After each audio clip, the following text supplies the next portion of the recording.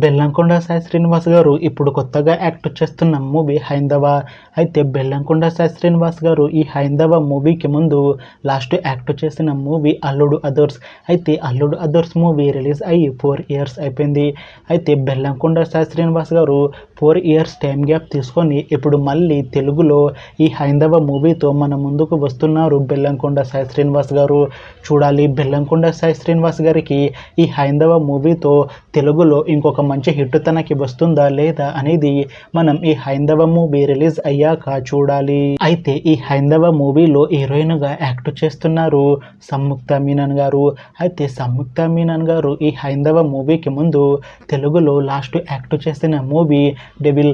అయితే devil movie release అయ్యి 1 year అయిపోయింది. అయితే డెవిల్ మూవీ మంచి హై ఎక్స్పెక్టేషన్స్ తో రిలీజ్ అయింది. అయితే డెవిల్ మూవీ రిలీజ్ అయ్యి మంచి హిట్ అయింది. అయితే డెవిల్ మూవీతో సంయుక్త మీనన్ గారికి ఒక మంచి హిట్ కూడా వచ్చింది.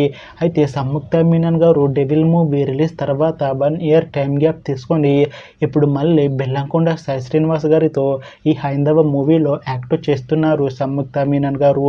చూడాలి సంయుక్త మీనన్ గారికి ఈ హైందవ మూవీతో ఇంకొక మంచి హిట్ తనకి వస్తుందా లేదా అనేది మనం ఈ హైందవ మూవీ రిలీజ్ అయ్యాక చూడాలి.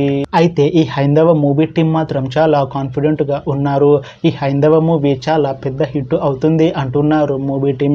అయితే హైందవ మూవీ టీం ఈ మధ్య ఒక చిన్న టీజర్ ని విడుదల చేసింది. అయితే దానికి మంచి రెస్పాన్స్ వచ్చింది.